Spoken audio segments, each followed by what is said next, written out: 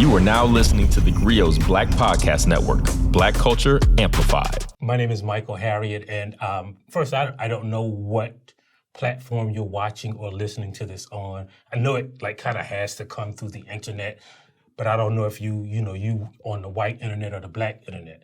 Because if you're on the white internet, then I'm sure you've heard about this. And if you're on the black internet, then you probably saw this.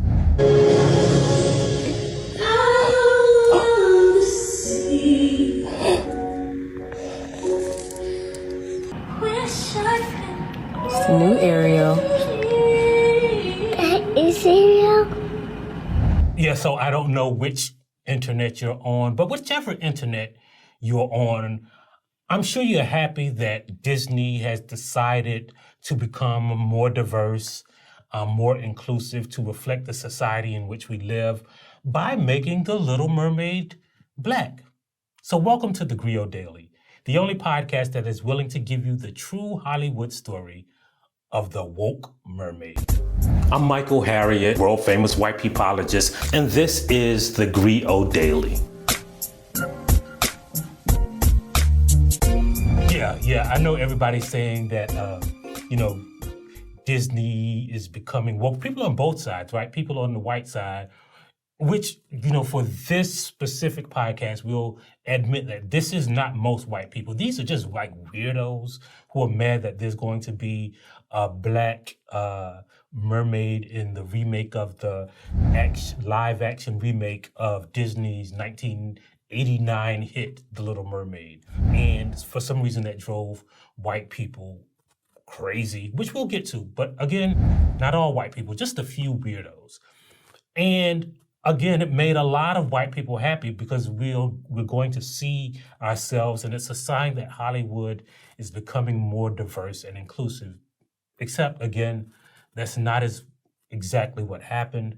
So the first thing you got to know is that, I don't know which platform you're watching this on, but whatever platform you're watching it on or listening to it on, whether it's the theGrio app, whether it's, your favorite podcast platform, even if you're watching this on YouTube, right, you're probably not consuming it on one of the big six. What's the big six, you're probably wondering. So the big six is 90% of all media consumed in the U.S. is consumed by one of six companies, these six companies.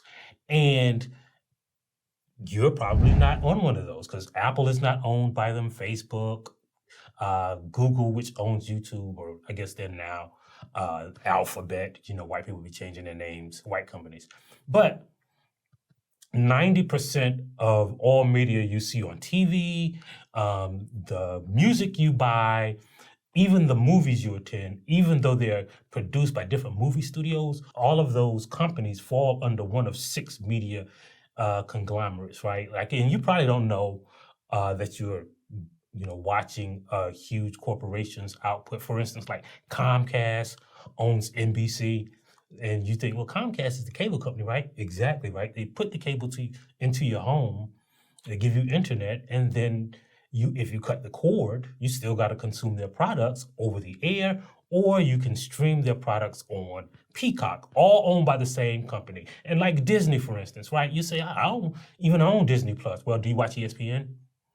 You watching Disney. Do you watch ABC? You watch Disney, right?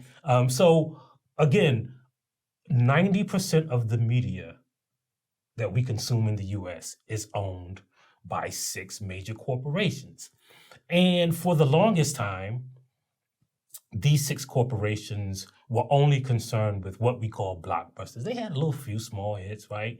But because they controlled all the media, they wanted the biggest hits, which meant that they didn't put black people on TV. That's because the people who run these companies, if you look at the data, 90% of the CEOs, 90% of the senior executives at these companies are white. Not only are they white, they lean conservative. About 67% of them donate to conservative causes, right? So, I know you like to hear about liberal Hollywood, but Hollywood ain't that liberal. Hollywood is just six corporations that run your media, and they're not liberal, and they basically control what you consume. And for the longest, this was just white content, right? Like, I knew you probably think you grew up watching, stuff like The Cosby Show and Fresh Prince of Bel-Air.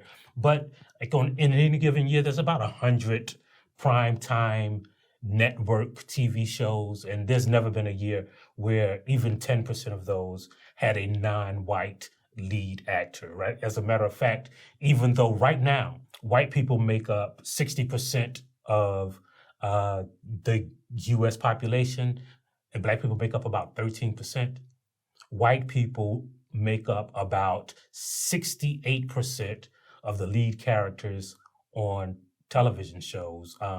Now, supposedly, the last time they really checked, it was 72% of the lead characters on broadcast television, and even more, a larger percent, about 74% of the leads in movies. And of course, you're wondering why this is. Well, there's also data. There's people do, studies about this, and there's studies that show that white people don't like to consume media with non-black leads or majority black casts, right? And not only do studies show that, but it shows that even when they do, then they are not able to feel empathetic towards the lead character if they're not of the same race. Well, I shouldn't say of the same race, because those studies show that the opposite is not true. So black and Hispanic viewers, they watch white TV shows, white-led TV shows. As a matter of fact, if you look at like the top 10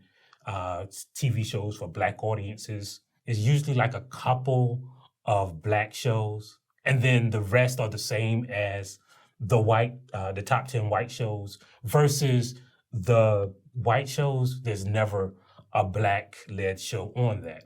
So we know that white people don't consume media when it has a majority black cast or a black lead character.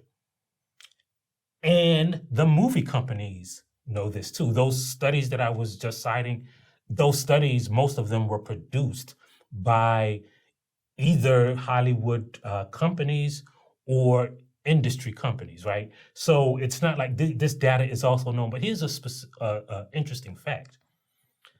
Those same studies also show that TV shows and movies with diverse casts get more audiences. They get more viewers. They make the movies with diverse casts actually make more money. And it seems like I'm saying two opposite things, but not really. See, when a show has a majority black cast, all of the black people are going to watch it, and some of the white people are going to watch it. So, they know, the movie companies and the TV companies know that they are more likely to have a bigger audience if the cast is diverse, but for some reason, they won't do it. And you might ask yourself why they won't. Because they're not trying to get a top 30 show. They're not trying to get a top 20 show. They're swinging for the fences. These media executives want a blockbuster movie or a top 10 hit show or a number one show. So instead of saying, well, I know I could get a reliable audience if I just make a black show, they want a show that is going to be out of the box. And because, again, most of the executives are white, and they're making shows that they just have a gut feeling that people will like. Remember, the studies show that white people don't think or don't like or can't empathize with characters who are black. We'll continue this conversation next time on theGrio Daily.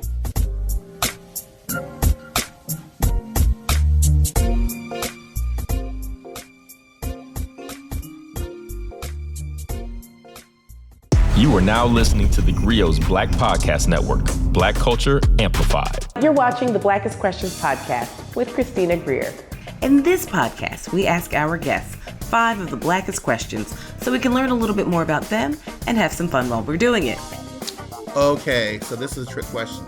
We're also going to learn a lot about Black history, past and present. Beautiful. I learned a wonderful fact today. Great. So here's how it works. We have 5 rounds of questions about us, Black history, the whole diaspora, current events, you name it. With each round, the questions get a little tougher. Oh, you got me. Let me see. I have no idea. I knew you were going to go there, Dr. Greer. Subscribe to the show wherever you listen to your podcast and share it with everyone you know.